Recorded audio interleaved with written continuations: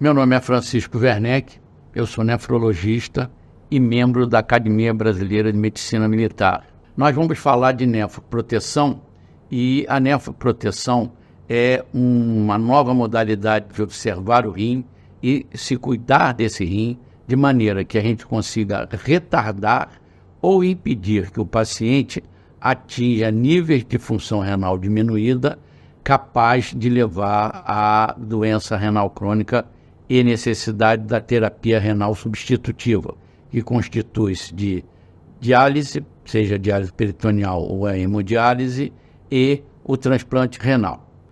A gente classifica hoje, modernamente, a função renal pelo aspecto funcional, dado pela taxa de filtração glomerular, que vai de 1 a G5, e as categorias de acordo com a albuminúria persistente, e isso mostra uma destruição não funcional, mas anatômica do rim. Há um prejuízo anatômico do rim, histológico do rim mais precisamente. E com isso a gente classifica em normoproteinúria, que é menos de 30, de 30 a 300 microalbuminúria, e severamente aumentado acima de 300 miligramas de proteinúria. Com isso, a gente vai ganhando riscos progressivos do paciente que tem G5 com grande proteinúria a uma perda renal importante e uma aceleração para a doença renal terminal que vai demandar as terapias renais substitutivas. Um dos problemas da nefrologia, e isso foi resolvido recentemente, é a medida da taxa de filtração glomerular. Pequenas variações da creatinina são capazes de levar a uma enorme dificuldade na função renal. Se a gente pega o paciente com 2 de creatinina, ele já tem uma função renal em torno de 20%. E mesmo entre 2 e 1, a taxa de filtração glomerular pode descer até a 40%. Nós dependíamos, para calcular essa função, da medida de urina de 24 horas. O que vem sendo substituído pelas fórmulas de cálculo da função renal, que são fórmulas já consubstanciadas e que a gente obtém essas fórmulas, que são impossíveis de calcular na mão, através dos aplicativos de cálculo de função renal. Nós temos as mais importantes, a inicial, que foi Cockcroft-Gault, depois veio a MDRD simplificada, e atualmente a mais conhecida, a mais utilizada, é a CKD-EPI, que é uma medida também que deve ser calculada através dos aplicativos. Com isso, a gente tem fidelidade no clearance da creatinina, fidelidade na taxa de filtração glomerular, e vamos tomar medidas não só classificadoras para a doença renal, bem como a decisão de usar determinados medicamentos, como, por exemplo, os antibióticos, que a gente pode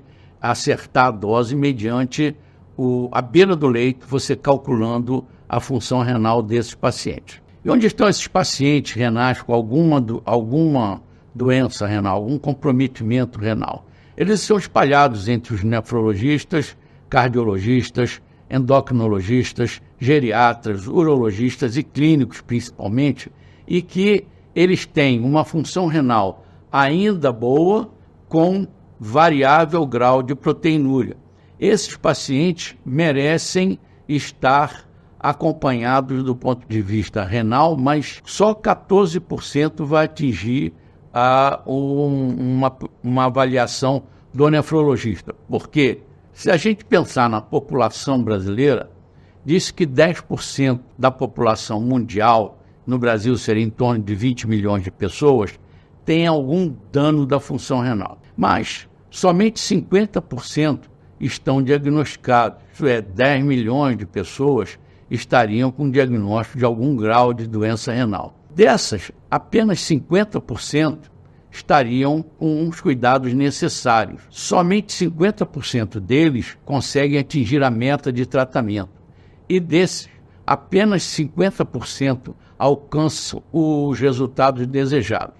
Nós precisamos que esses dados aqui sejam revertidos para que uma população cada vez maior alcance os objetivos desejados de proteção renal e que vai ser realizado pelos médicos não nefrologistas, que estão onde estão os nossos pacientes com algum grau de função renal. Não há nefrologistas suficientes para o tratamento de toda essa massa dos 20 milhões de pessoas que apresentam algum grau de doença renal. A gente tem uma estatística canadense aí que mostra que 25% dos pacientes que entram em terapia renal substitutiva, diálise, principalmente, ou transplante, eles chegam com menos de um dia de indicação de diálise, já chegam com indicação de diálise.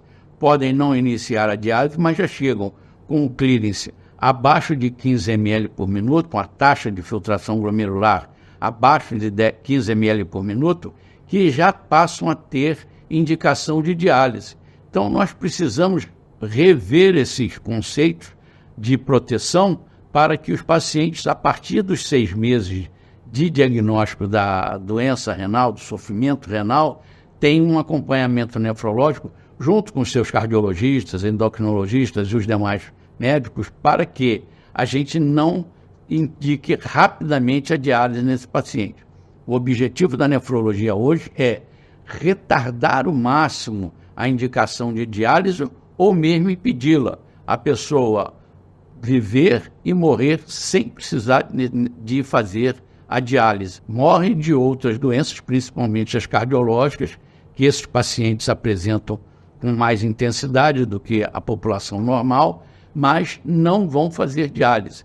A diálise tem o seu custo social, tem o seu custo financeiro, do ponto de vista de gastos, tem o aspecto pessoal daqueles dias de fazer diálise, ou do transplante renal, que o paciente não fica curado da doença renal. Ele muda de lado, ele passa a ter uma doença renal, sim, com diminuição de função renal, não se atinge plenamente as taxas naturais de função renal e acrescentam-se as medidas de prevenção da rejeição. Então, ele muda de característica de paciente. Ele deixa de ser um paciente renal em diálise e passa a ser um paciente que necessita de outros cuidados acessórios. Quem é que é o tributário de doença renal crônica? Em primeiro lugar, o diabetes no mundo todo, segundo, hipertensão. Essas duas doenças são capazes de responder por 63,6% dos casos de pacientes que têm doença renal crônica. Vejam que as glomerulopatias, elas atribuem um valor muito baixo de relação para a doença renal crônica, comparado com diabetes e hipertensão, que são doenças não só do domínio nefrológico, mas do domínio clínico de uma maneira geral, e são esses pacientes que têm de ter uma atenção dirigida para a medida da sua função renal regular, através do cálculo da taxa de filtração glomerular, como a gente mostrou, no emprego das fórmulas de cálculo da função renal. Além disso, dosar sua microalbuminúria ou macroalbuminúria com os potes de urina, sem precisar também da dosagem de urina de 24 horas. Outro fator importante, além das doenças, na evolução para a doença renal crônica, está o fator idade. Esses pacientes hoje estão invertendo a pirâmide etária brasileira, em que nós temos um número cada vez maior de pacientes idosos e nós temos a nefrosenescência. Essa nefrosenescência, ela vai ocorrer mostrando que há um envelhecimento fisiológico do rim e existe diferença dessa para o envelhecimento patológico, embora atingindo função renal diminuída, abaixo de 60, esses pacientes têm de ingressar num programa de organização de vida para não perder a função renal só pela fisiologia, não se acrescentar o envelhecimento patológico. A gente tem que estima-se uma perda anual de 1% da função renal a partir dos 40 anos. Ora, uma pessoa de 80 anos, ela terá perdido em torno de 40 ml por minuto, considerando-se a média de 100 ml por minuto normal, ela já poderá ter 60% só de função renal, sem ter a doença renal. Ela tem apenas o envelhecimento renal e esses pacientes precisam ter uma abordagem compatível com quem tem doença renal e função renal diminuída. E onde está o problema da doença renal? O problema da doença renal é manter principalmente a pressão intracapilar glomerular estável, mediante a organização de arteríola aferente e arteríola eferente, garantindo uma pressão intraglomerular estável, permitindo a filtração e perda somente de eletrólitos, pequenas moléculas e não permitindo a perda de proteína. Então, com isso, a gente vai garantir que a função renal seja estabilizada. A importância disso, do ponto de vista de doença renal crônica e terapia renal substitutiva, é que nós temos em torno de 130 mil pacientes em diálise no Brasil.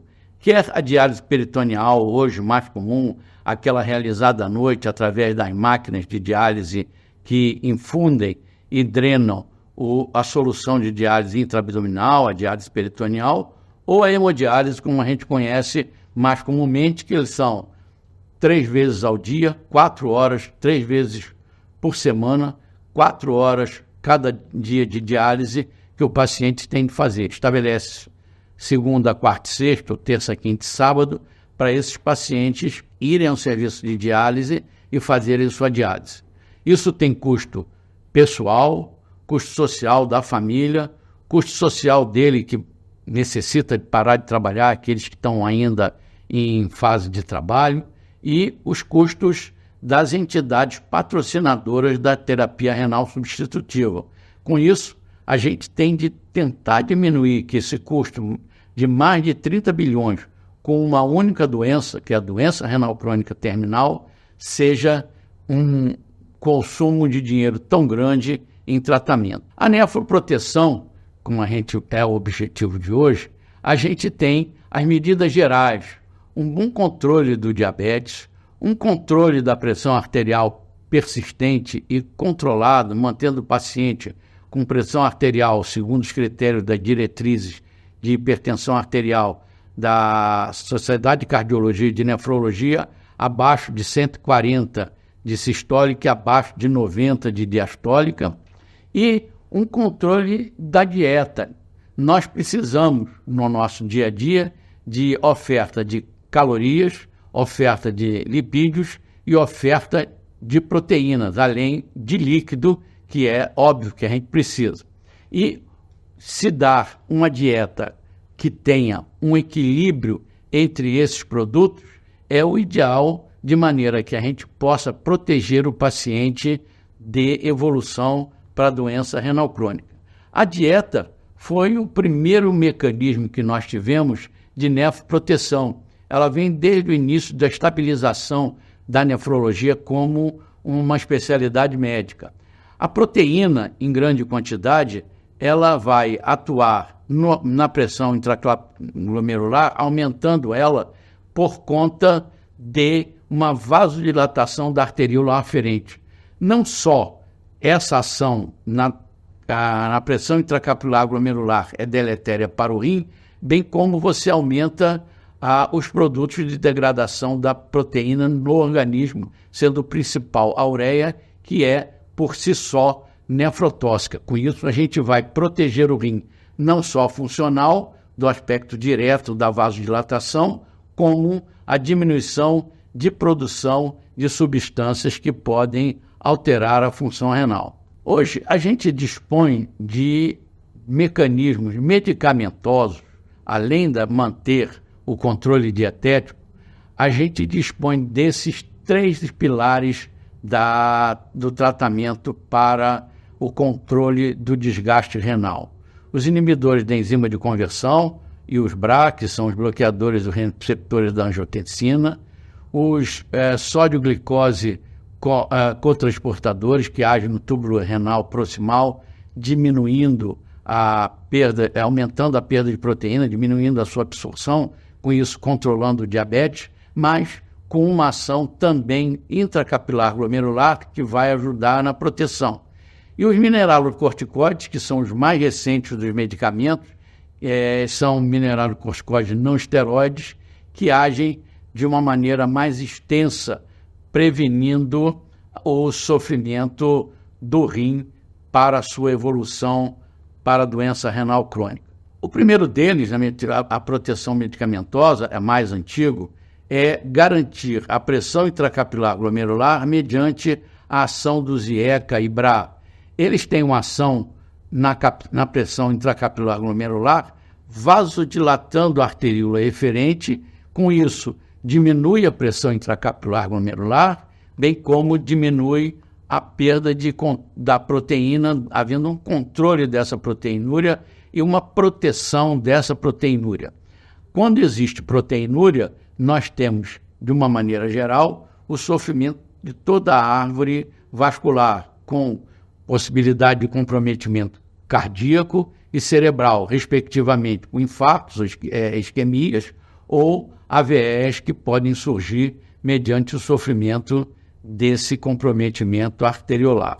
Do ponto de vista do SLT2, nós temos, ao contrário, uma vasoconstricção da arteríola aferente. Além de diminuir a glicemia do paciente, ele tem uma ação direta no rim de diminuição da vasoconstricção da arteríola aferente. Com isso, a gente tem também uma diminuição da pressão intracapilar glomerular e um controle da proteinúria mediante essa ação. Todos os dois medicamentos, tanto o SLT2 quanto o IECA e BRA, essas três classes de medicamentos, ela inicialmente pode determinar um aumento da creatinina plasmática do paciente.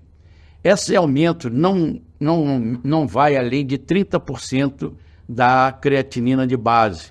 A gente deve ver esses pacientes com 4 semanas após o uso desses medicamentos, de maneira que a gente controle a aumento da creatinina, que vai ser restabelecido a função renal mediante o ajuste da função túbulo-glomerular que ocorre a partir do equilíbrio do uso dessas três medicações. Com isso, não é proibido e não deve ser proibido o tratamento da hipertensão com IECA e BRA.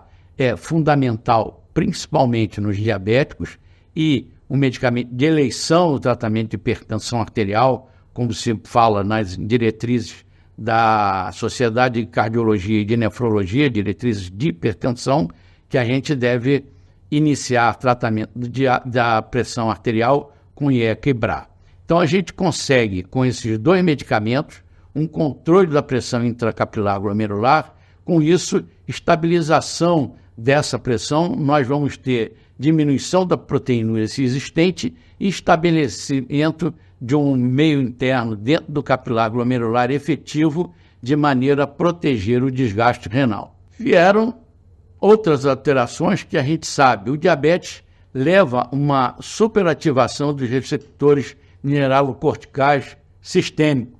Essa diminuição, essa superativação dos receptores levam à inflamação e fibrose. E no rim, ela é uma ação que os receptores mineralocorticoides não esteronais, que é a chamada finerenona, a mais comum delas, promove uma ação anti-inflamatória e uma proteção antifibrótica desses pacientes que estão sofrendo pelo diabetes já a algum grau de função renal diminuída, bem como com proteinúria.